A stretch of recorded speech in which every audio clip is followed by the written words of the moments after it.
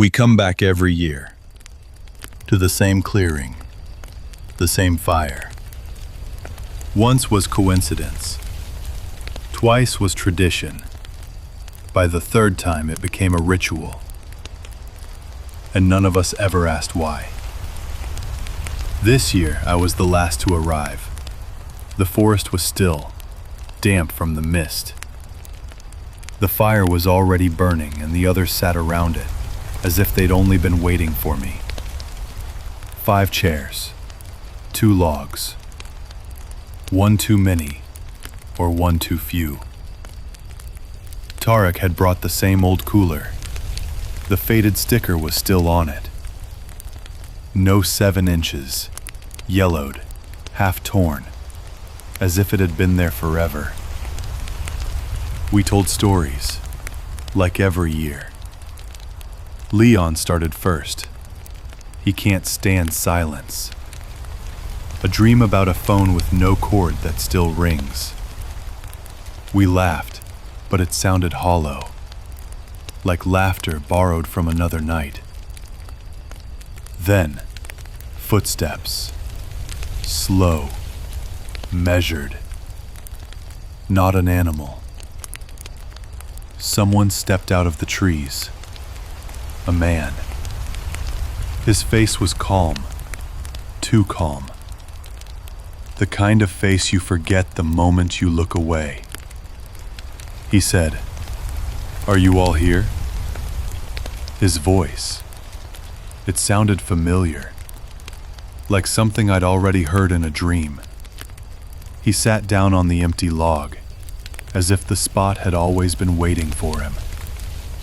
No one asked who he was. He just stared into the fire, and the flames seemed to burn inward, not out. "I'll tell the story tonight," he said. And he began, softly, evenly. He spoke of a group that came to the same place every year, who laughed and drank and pretended everything was fine. But one of them was always missing. He spoke of water, of a night when the fire burned too bright, of someone who went to fetch it and never came back. We sat in silence. No one breathed. "You call it a tradition," he said, "but you come here hoping that the 7th chair will finally stay empty." Then he reached into his coat, pulled out an old photograph, wrinkled, damp.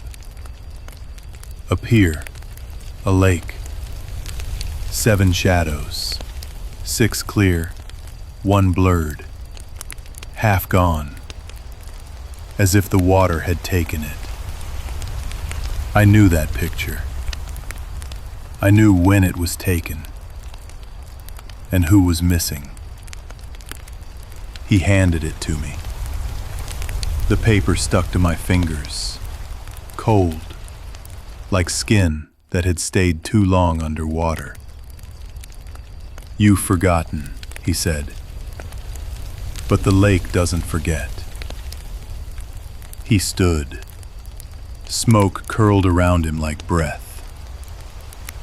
"I come every year," he said, "until one of you admits it." "Admits what?" I asked. My voice didn't sound like mine. He looked at me, deep, unblinking. And I swear he wasn't looking at me. He was looking through me. "Who threw the wood?" he said, "that night?"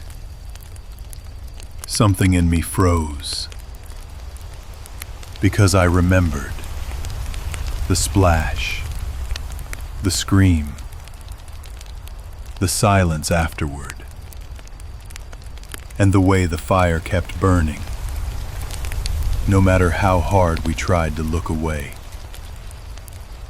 I wanted to speak, but nothing came out. He nodded slowly.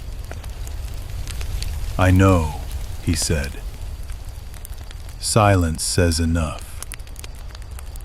Then he turned, stepped into the trees, and the fire dimmed, as if it didn't want to watch. We sat there until dawn. No one spoke. When the last ember faded, I laid the final log on the ashes. And for a second, in the flicker, I saw a face in the flames. Pale, wet,